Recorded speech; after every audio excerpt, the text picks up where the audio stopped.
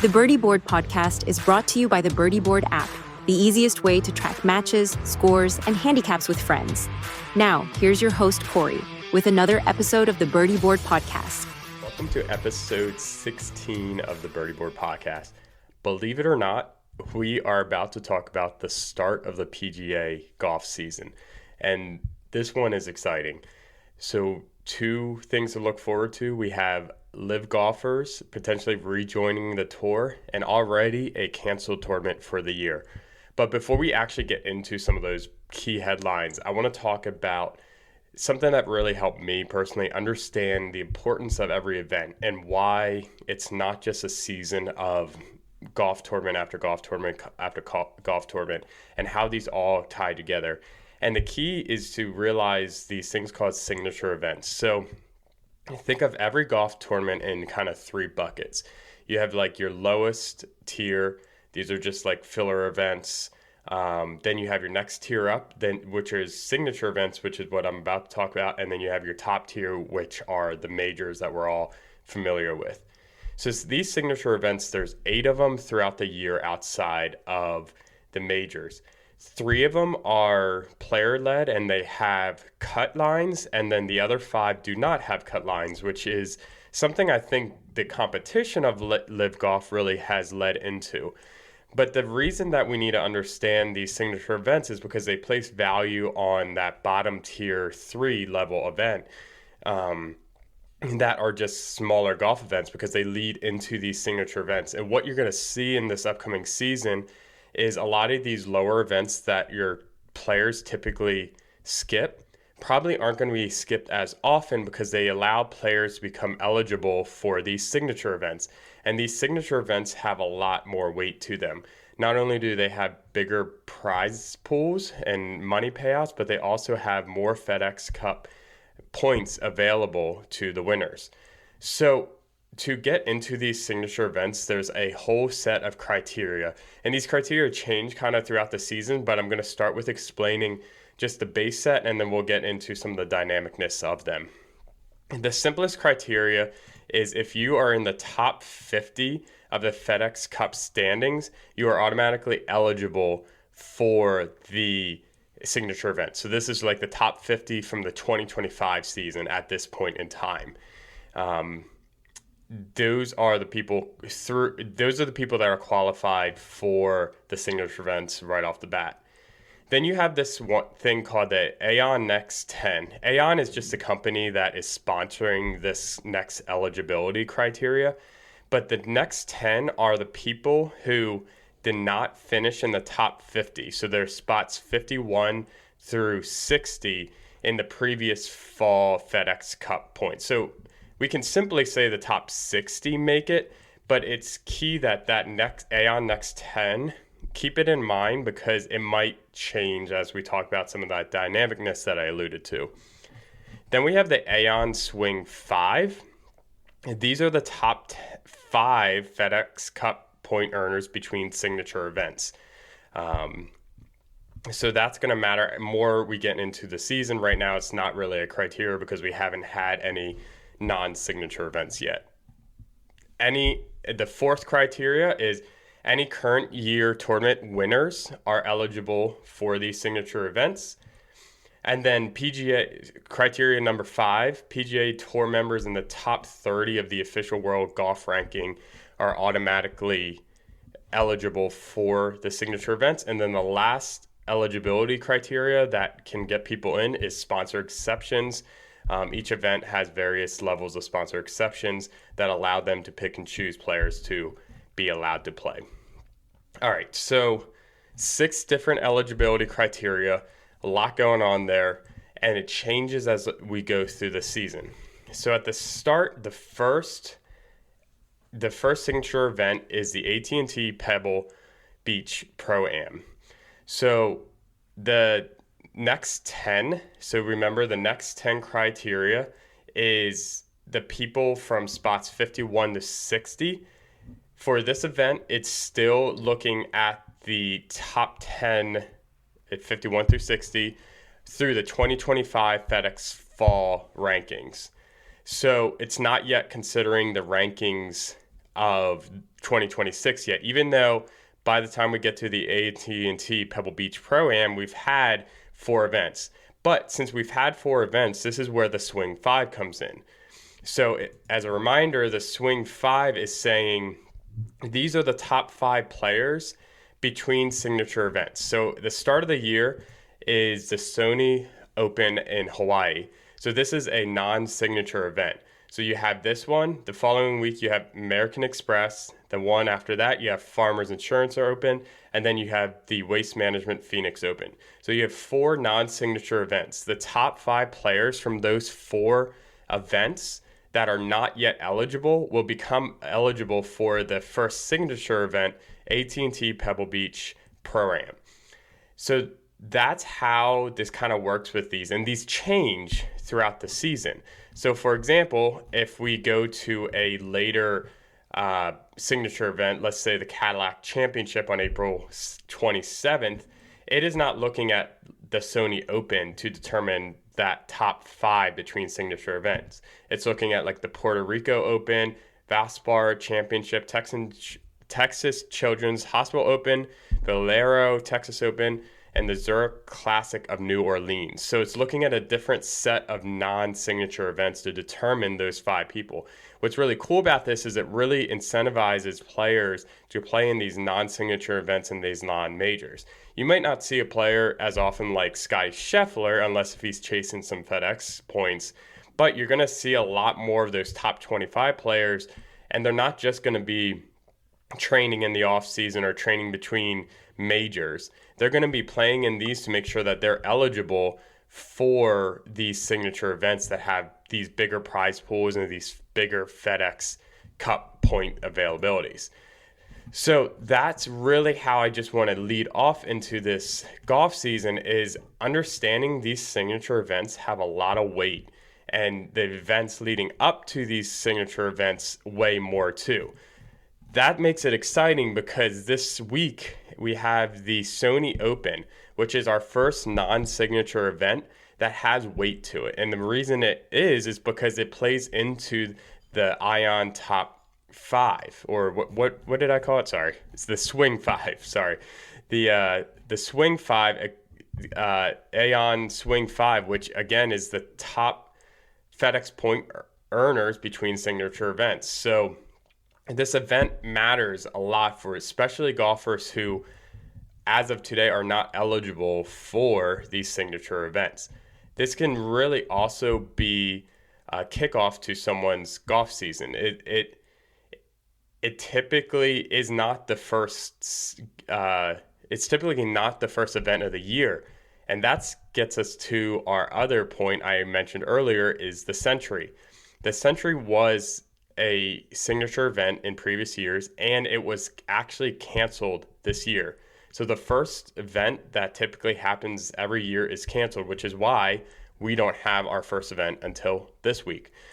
The Sentry tournament was canceled because of drought-like issues.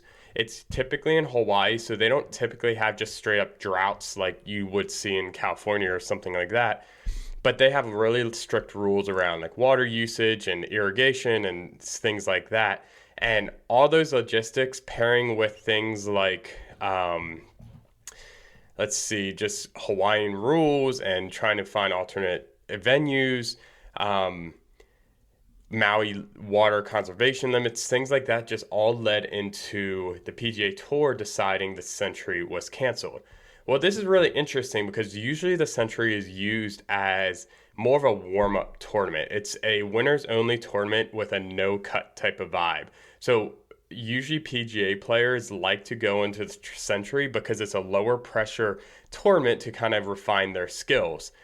We don't have that anymore. We jump right into the Sony Open, which is your typical type of tournament that has a cut line. It has 4 days. It is a more intense field.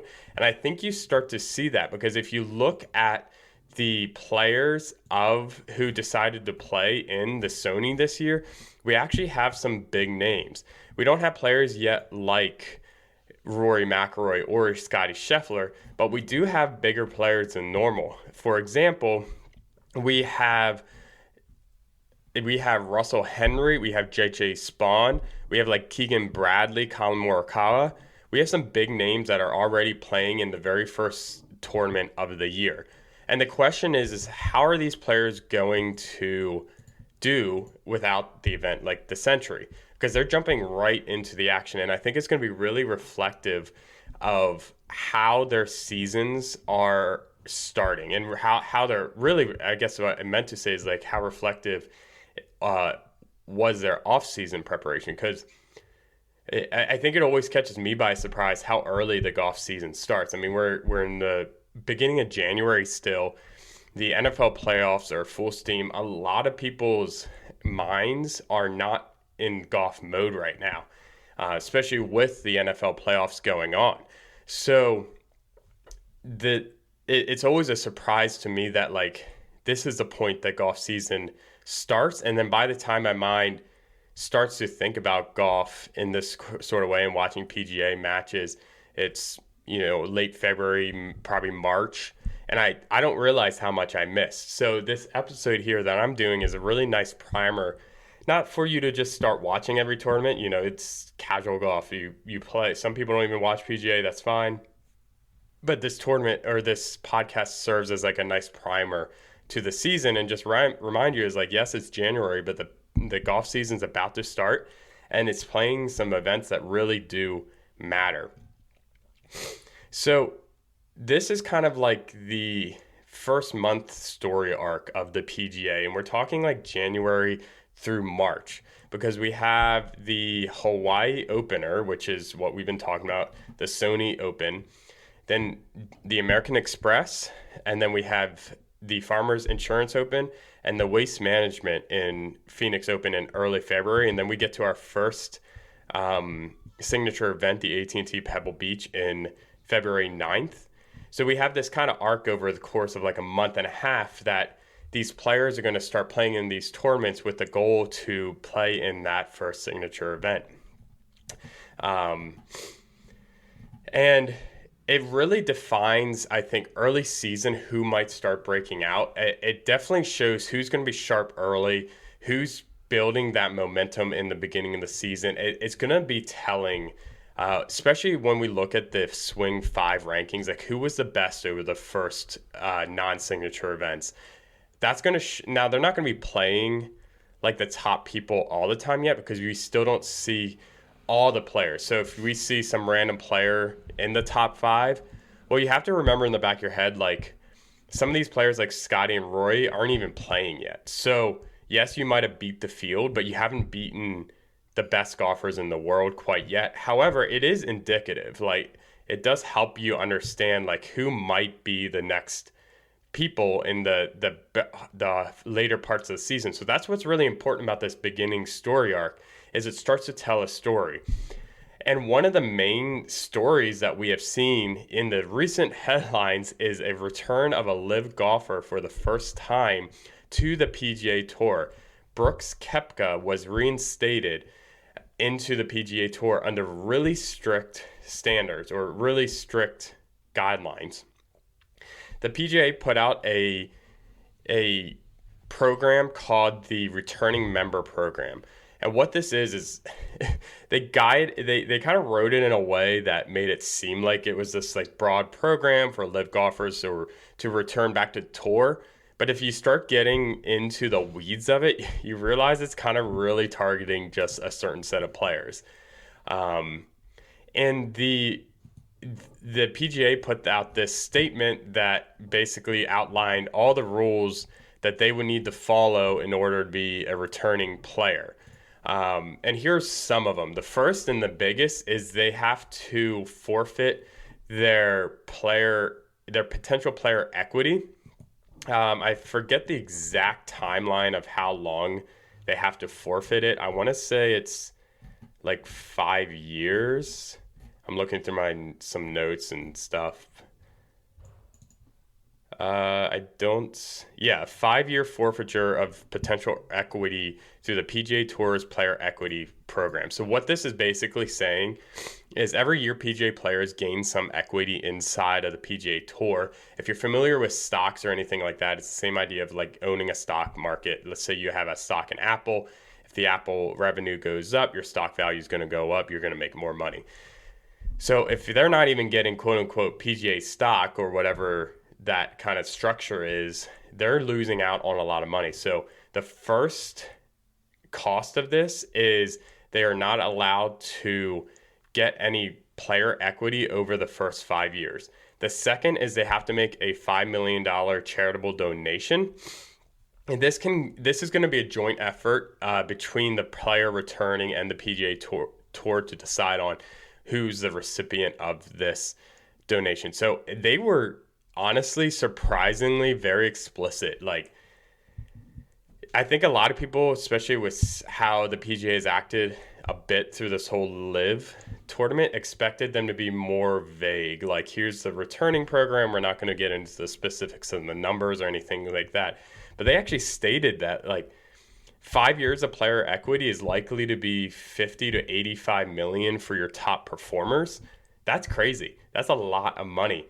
And for someone like Brooks, who typically is a strong golfer and might even return to his glory days a bit, that number is based off of performance. So the better these players play, the more equity they're going to get. So on paper, it looks like, wow, they're giving up $50 to $85 million over the next 5 years, plus $5 million in charitable donations. But I want to remind you of a few things, and this just is kind of like financial terminology, is the value of time. So there was articles, let's start talking about Brooks Koepka now specifically, because he's the only one that has taken on this return. So Brooks Koepka, he got paid, we think, over $100 million on his contract. Now he's cutting his contract a year short, but we can assume that he probably has already made over 75 million. So we know that he's signed for over 100 million because he alluded to it in a kind of a podcast interview type of thing with Jake Paul. He kind of was joking about it, saying it was over 100 million. So you think that's the end of his contract, you cut it down a little bit. He's probably, I would guess, somewhere in the 75 to $85 million range. He's already pocketed that. So in finance, if you already have the money in your pocket, it's actually worth more than like the player's equity that he might be losing out on. So let's say he does the best he can, and the PGA estimated that he can lose 85 million. Let's say that came true. So over the next 5 years, he's lost 85 million in player equity. Well, for him, he's already made probably over 75, 80 million from live. And if he's using like a financial advisor or something that has that invested, he's probably going to make more in the end, even with this detour to live. So what I think PGA probably knows this just because of the financial side of it. So I see this as more of a PR thing, is like, let's throw out these crazy numbers. And on paper, it looks like, oh, wow, he's basically giving up how much he made through live. But that's not true because of the time aspect of earning money. If you earn money today, it's worth a lot more than what you earn in 5 years. And that's exactly how Brooks Koepka is going to benefit. Their player equity is really based off of performance too. So 85 million, they said it was a top end. That's assuming Brooks Koepka is just playing out of his mind for the next 5 years. That probably isn't going to happen. So they said 50 to 85. He's probably losing, they say, close to 50. So you think, okay, he's losing 50 there. He's donated 5 million. So now he's looking at making 75, 80, 90 million years ago at live and losing out on 50 million in the future. He's probably still net positive over the course of his life, like 40 or 50 million. So why this seems like a huge hit to the returning players, at least for like Koepka, I don't think it's as big of a hit as what it looks like on paper. that's just kind of my breakdown of the salary. It is, I think, really exciting that Brooks Koepka is returning. We've seen this live experiment, and I like how it has forced the PGA to make changes and add things like signature events and different formats. But it is probably time, in my opinion, for these bigger live golfers to come back. And I think the PGA sees that too, because like I said, the returning member program is written in a broad way, but is very, very specific. So they have criteria in the returning member program. And it's basically like they need to be a big time winner over the last 4 years or something like that. And if you kind of do, so here's what the actual language is. It's only open to golfers who have won a major or the Players' Championship since 2022. So there's only so many people who fit that criteria. And when you look at it, it names 4 specific people: Brooks Koepka, Bryson DeChambeau, Jon Rahm, and Cameron Smith. So they put together this whole program. They might as well just said, like, this is for those 4 people. But in reality, they kind of kept it more broad. But here it is. There is a little dilemma. They have a deadline for these players to apply by February 2nd. So we already saw Brooks Koepka take start the return member program. So now the question is Bryson DeChambeau, Jon Rahm, or Cameron Smith going to follow suit? There has been tweets by like Bryson DeChambeau about him saying like the live golf isn't where it's at. I wouldn't be surprised if we saw one more person join. It would be cool to see all 4 of them join, but I think if I had to pick, I would like to see Bryson DeChambeau return back. I think that would be really good for the game, the PGA golf game. He's probably been one of the better, if not the best golfer after leaving the PGA Tour. So there's a lot at stake here, a lot to keep an eye out for in this first 3 weeks of the PGA Championship or the PGA Tour this season. We have lower events that really lead into these signature events. Plus, we have the storyline of live golfers now finally returning to the PGA. It's a really exciting season and something you guys can really start to keep up with as we kick things off. So here's the 2026 map to kind of start to look forward to for the season. So this is all the majors plus the players is like a big non-major, things like that. So if you're not familiar, they're unlike things like baseball or football where there's like a key event at the end of the year. Golf has key events throughout the year, and these are called majors. These are just 4 different golf tournaments that have the most importance on a golfer's career. The goal is to win as many majors in golf if you're a professional golfer. There's a lot of obviously other goals you want, but that's your primary goal is you want to win majors. A lot of golfers are judged based off of how many majors they have won. What's cool though with how things are structured right now is there's this tournament called the Players' Championship, and a lot of times this is kind of deemed as the 5th major. This is done in the beginning-ish of March, and it's a huge tournament that does get your top players together. And it's really like the first major pressure checkpoint of the year. There's only like a month until the first true major, so it's a great test of players' ability and readiness before they get into the majors in the month ahead. So it's really telling and something we can look forward to. So we've talked about some of the signature events. We have a few signature events before the Players' Championship, but all of this is kind of like part of the first arc is like, how is all the preparation happening between this week and the Players' Championship? Who's going to be get ready for the first majors, which is the Masters in the beginning of April. This is your kind of first legacy checkpoint. It really starts defining who's going to be the best players of the year, who are the ones who are going to be surprising, things like that. And not too long after, about a month, you have the PGA Championship at Aronimink. This one's cool because Aronimink is probably only 20 or so minutes from me. I used to live 5 minutes away from Aronimink, so it's cool that's kind of coming back to the Philadelphia area. It is mid-season. It's May. It's beautiful this time of year. The only thing I would say is May does bring a lot of rain, but it's cool northeast type of energy. And it's really answering the question, like, who is going to stay in power across these months of all these majors? Because the Masters is really defining, like, okay, who's stepping up this season? Who are the top golfers this season? We've had enough of the golf season from January to April. Now we're getting into the PGA Championship. Okay, who's going to continue to dominate? Who is the top golfers? Not who looks like they're going to be the top golfers. And then that continues on to the US Open, which is the third major of the year, and that is June. So we've kind of, at this point, would have crossed the halfway point. We're starting to see who is the most persistent golfers, who are the most consistent golfers, who has the legs to be the best golfers of the season. We're going to start seeing, like, the FedEx Cup standings really start to shape out and see who's going to be the best golfer by the end of the year. We're going to have a lot more questions answered by then.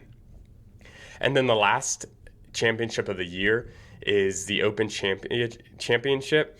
This is always kind of testing players' games in a different way. It's over in Europe. We get very different golf courses over there. It's in July, which sometimes is warm or sometimes crazy weather over there, a lot of wind, things like that. It really tests. Okay, at this point we've started to see through the first three major who's going to be the best golfer for the season, who's inconsistent. I really think the Open starts to shape that even more by saying who's the most adaptable. They're traveling far for this game. They have different conditions, different playing environment. If they can show that they're still playing well over there, it really starts to shape the whole picture of who's going to be a strong golfer in the 2026 season. So even though we lost our usual opening, we have one coming up. Watch it if you have time. Keep up with the highlights. Understand the meaning of this event. Even if you don't watch it, just see the results. It's going to be telling. It's going to start shaping who's the top 5 golfers of these first 4 events. Who's going to make the first signature event? When do we see Brooks? Right now, I believe Brooks is set to come back. I think the Farmers Insurance Open, so the end of January. So we only have a couple weeks until Brooks comes back. I think that same tournament is when Rory McIlroy and Scottie Scheffler are coming back. So we are ramping up here. We're going to see more and more big names. We've already started to see bigger names than normal in this first tournament. We're going to see even more the next tournament, and then we're going to see a ton in the Farmers and Waste Management, and then we have our first signature event that has a ton of money and a ton of FedEx points up for grabs, which we'll probably see a normal set of players in that tournament. So definitely keep your eye out this season. It's exciting that it's starting. Can't believe it. It's already here after it seems like only a couple months since the golf season ended. We still have a lot of time, so we're playing golf most likely unless you're in a warm climate. So enjoy this off season. Enjoy just sitting back, watching golf. Take it as a learning experience. Start picturing things. The mental side of golf is huge, as you all know. So even watching golf or just keeping up things will be really good. I hope you enjoyed this episode of the Birdie Board Podcast. Thanks for listening. Thanks for tuning in to the Birdie Board Podcast. If you enjoyed it, subscribe and share it with a friend who loves golf as much as you do. And before your next round, grab the Birdie Board app, free on the Apple App Store and Google Play Store, and let it handle the scoring while you enjoy the game.